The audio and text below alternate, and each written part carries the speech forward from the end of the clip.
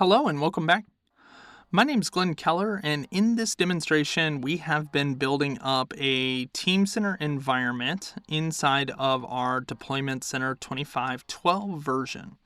We've walked through our software selections, our options for single or distributed, J2EE versus IIS, application options, as well as additional components. So far, we have done pretty much everything we need to configure, and under our Components tab here, we have 100% on all of these. Now, if the component that we had set up is already installed, you get a flag here, and if you hover over that flag, it says that it was able to detect that database server, and it is already there. It did the same thing with the group and the keys, as well as the license server and the server manager database. So it's able to communicate there. The rest of them have this other icon, pending install, and we want to make sure that those icons switch to a successful install after the fact. Now, in here, I'm going to go ahead and hit plus, and I want to also add a two-tier rich client to this build real quick. And that two-tier rich client, if you hit this plus, is a part of all of these additional things that you can add in. So if you wanted to install license server, FSC load balancer, multi-site components, 4 tiers, all of these are here. Now, in a Teamcenter installation, you can only have one rich client per install. And when you're looking at a Teamcenter installation here, typically, when you're looking at the server-side components for Teamcenter, there is a rich client sitting right here with that installation. So there's a rich client, and this is 2-tier, or otherwise, in other words, it runs its own TC server process, and that TC server process communicates to the database. So the database would be over here. Now, the downfall to it is you have to manually close that TC server process as it can get hung, and it's not centrally organized through that server manager. So we're going to add one of these rich clients to our build, as that's something that we typically have in our initial go.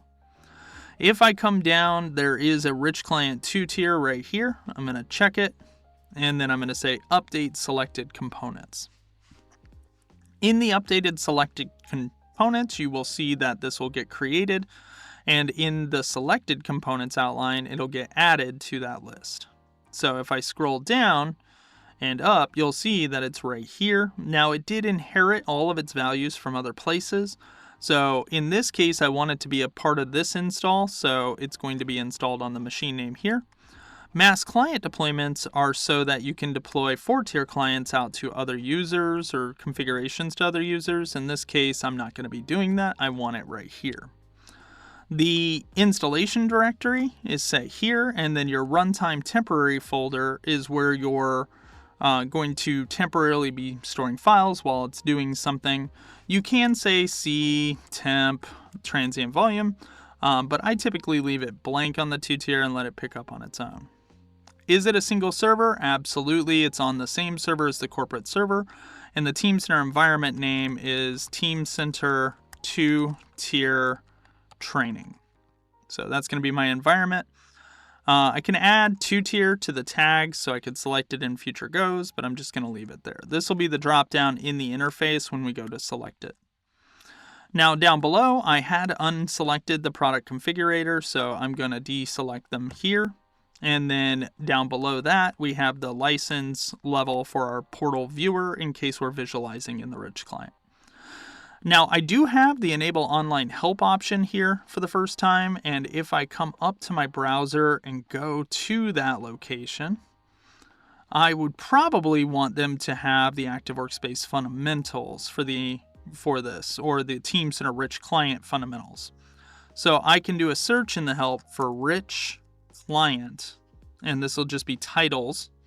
And if I come down, there'll be a rich client help somewhere in the help. And you can see there's customizations, different things for the rich client. But in here, we have workflow designer for rich client, etc. In this case, I'm just going to clear my filter, come back to the top level here, go back to page 1, and then give it this page for the help sequence. So I'm going to copy it, minimize this, and go into Deployment Center again, and provide it that URL for now. So I'll save component settings, and that's the URL that's going to pop up with the help. So now I can go to deploy. Now, the deployment is really straightforward. We're going to generate the deploy scripts. It's going to tell us a bunch of information about the deploy. We're going to take them over to the server, ensure we have access to our media, and execute. You start by hitting generate install scripts here. And if we hit generate install scripts, it will go through the process of generating them, and you'll get a nice overview of what all was generated on the right side. It will also create that in a folder structure for you, and that way you can open up those instructions elsewhere. It takes a couple of minutes to consume all of the settings that you have put into Deployment Center throughout this process, and you can see that it gives you a nice deployment overview, tells you what you should do, tells you what version it is, where the deploy scripts directory is and where this just got generated, and then what's in it. And in this case, it's just one package that contains all of the things that we wanted to add. If I go to the environment snapshot, notice an automatic snapshot of this environment as it stands right now was created. So we'll talk more about Deployment Center snapshots, but essentially we can take a snapshot of the state of Deployment Center's environment at any one time to help us roll back. Deployment Center instructions for the machine are all down here as well. So what this really did was, if I minimize this, I can go into the Deployment Center folder. So I'm going to pull this up, go into Apps, go into Siemens Deployment Center, and in this repository there is a deploy scripts directory. And that deploy scripts directory has my environment, my install, and my latest build. And there's my deployment instructions, which is essentially what we saw in the Deployment Center environment. And then here is my deploy zip. Now, typically I will take that and extract it. So I'll extract it here real quick. And then my goal is to move this to a shorter path, because if you look at the path here, this is already fairly long and Windows does have a path length issue. So I'm going to cut this from this location and move it to a staging location to deploy from, like ctemp. So now my path length is going to be much shorter. I need to open a command prompt up to this directory. So I'm going to open a fresh command prompt just so I don't muddy up the one that I was using. Run as administrator and cd to that location. So now that I have that location open, I need to run this deploy script. Notice there's an equivalent SHA file here. And if I run deploy and do a -h, it'll tell me what I need to supply it. Basically, I need to give it the ability to connect to Deployment Center with the username and password, and then I need to give it the software location as well. So remember, where this is running, it needs access to the software location to access it, and we could be deploying on a server that Deployment Center wasn't on. You also have additional ones for running diagnostic checks and making sure everything's there prior, as well as being able to define the software location and ignore diagnostics to skip those checks if you've already done them. In my case, I'm just going to run deploy.bat-dc username equals dc admin -dc password equals dc admin, and then I'm going to say -software location equals default. So this will just pick up on the default software location that Deployment Center has. If you have a different one because you're on a different server, just make sure it's not a map drive, and you can point to that manually just like the example. But I'm going to go ahead and run this now.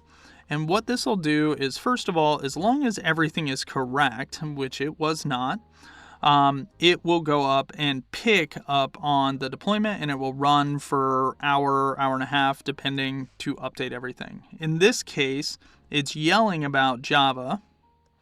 So it tells you the utility has 3 options, where you have software location default, to read the expected software location, and then it really just kind of dumps out on you.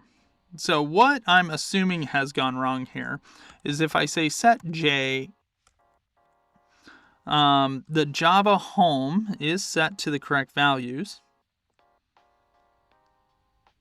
Java home, JRE64 home, they're all set correctly. So let's just come back up. We've got deploy.bat, DC username equals DC admin, DC password has a typo.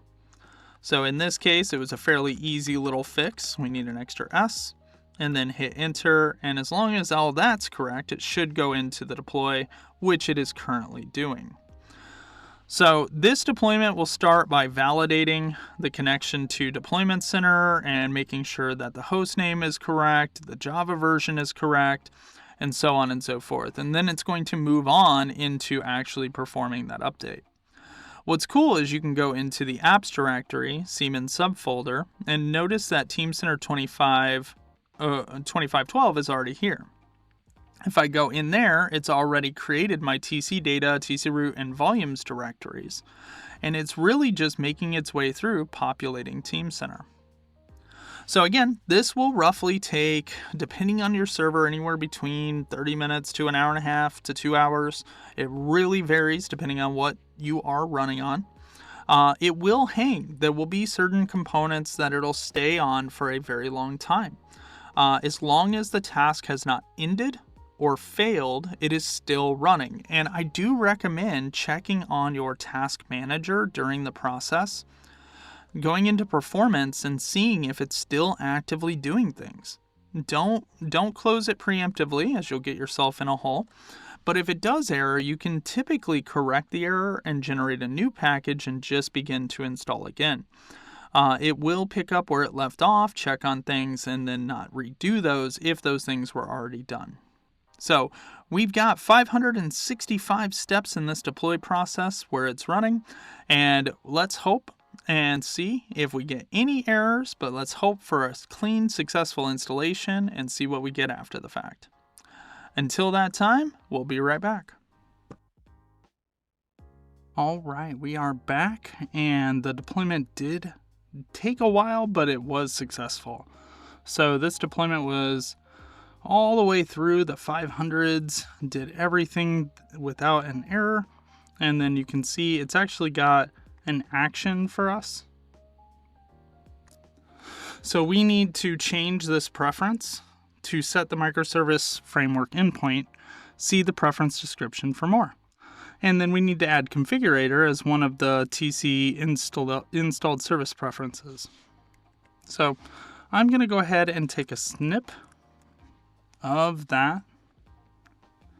Now all of the information is actually stored. I can access it. I just like to keep it up front and center, and then close this dialog. So at this point, we can go in and just double check some things. First of all, my installation directories are all here. I've got my TC data, TC root, and I've got my shortcut for my rich client. If I go into the browser and do localhost 3000, which is where my gateway is deployed, I can see I get to active workspace. And if I try and log in, we can see what we get. You can see that it goes through and I actually get a login. So I did nothing with a web tier and it actually logged me right in. And this is the Product Excellence program to collect information about what you're running. I'll go ahead and agree, but definitely take a note of your STIGs. And then you can see that Teamcenter 2512 is right here in the Active Workspace client. I can come in and try and do a search. 00*, just pull up a couple of IDs. I don't have anything in the search just yet, but that makes sense because I told it not to run the sync. So we'll have to play with that as we get going. I'm going to log into the rich client that's sitting here on the desktop and just try this out as well. Now this rich client will start up from the portal directory in TC root. So right here, if I go into portal, I can see the portal.bat file. So I'm just going to log in with my base user, the one that I created for the installation, infodba, and notice it is pointing to my Teamcenter 2-tier training site. I'm going to click login, and it's going to spin, and we'll see if we get a successful rich client login. So far, it's deployed Active Workspace. We're testing out the rich client. If I come into the services window, then I'll be able to see that in the Teamcenter section, all of these services have been deployed. Now, one of the new ones is this Teamcenter web tier service, and the web tier service is actually the one that replaces our third-party dependency for Wildfly, WebLogic, JBoss, all of those, and you can see this got installed during the process as well. In addition to that, there are a couple of others, like the visualization one, that I'm not quite seeing here, but it may have a different name, so we'll have to take a look at that in future videos. But I can see that the rich client did log in. I can interact with it. Other things that I may want to try is in the start menu. If I come down to Teamcenter 2512, I can go to the command prompt. And then I can run install-ayt. This should resolve, but it basically checks the database. And then I can say list_users-h. And if I do this, it should pull back. I can then just run it. It'll use what's called auto login in the system to show me who's all logged in. And I can basically have validated my deployment. Now we have a lot more to do. We need to look at all the directories, review the different deployment files that came with our deploy in this temp directory. So in here, there was a logs directory, and we can take a look at all the deployer logs that happened and occurred. But overall, 2512 is installed. I've got both clients up and running. And next steps are just validating, learning more about what we installed, and taking advantage of this newest version of the Teamcenter suite.